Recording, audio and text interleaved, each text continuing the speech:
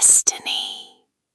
This installment follows Seraphina Duskpain, the Ether Witch, whose mastery of forbidden magic has made her both feared and hunted, as she confronts the rise of a devil whose existence threatens the balance of realms. The story begins with Seraphina recovering from the battles of the previous volume.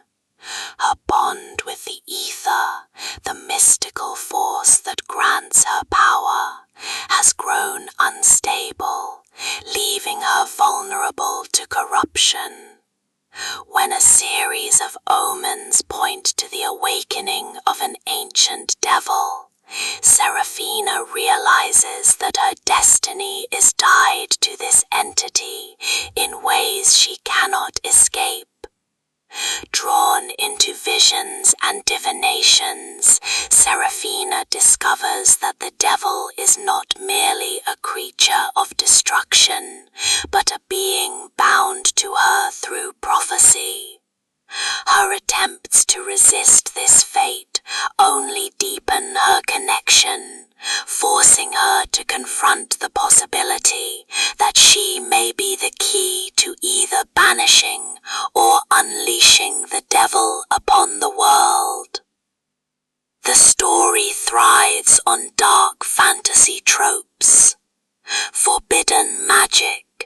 Seraphina's power is both her weapon and her curse.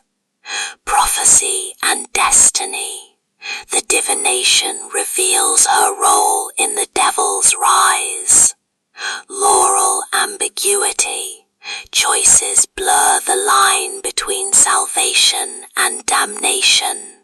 Haunting atmosphere. Gothic landscapes and spectral visions intensify the suspense.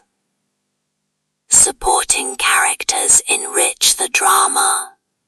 Kaelin Vera, a warrior bound to protect Seraphina, whose loyalty is tested by her growing darkness.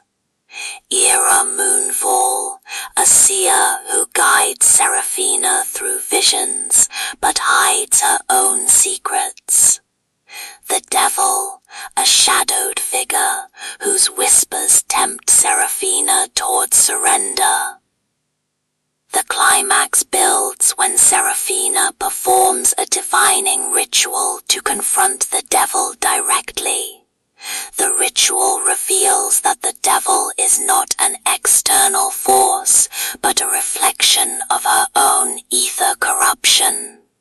In a harrowing confrontation, she must decide whether to embrace the darkness to gain ultimate power, or sacrifice herself to preserve the balance. The resolution is haunting.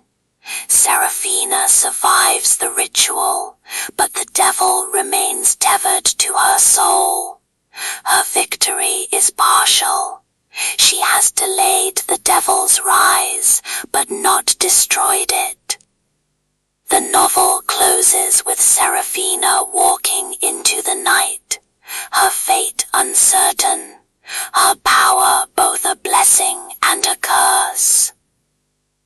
The prose is lyrical, atmospheric, and intense, balancing vivid magical imagery with psychological depth.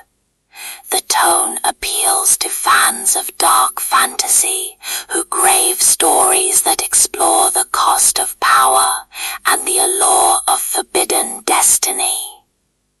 Ultimately, The Ether Witch, Volume 3, The Divining of a Devil, is a tale of temptation and survival. It begins with omens and ends with haunting uncertainty, offering readers a journey that is both thrilling and unsettling.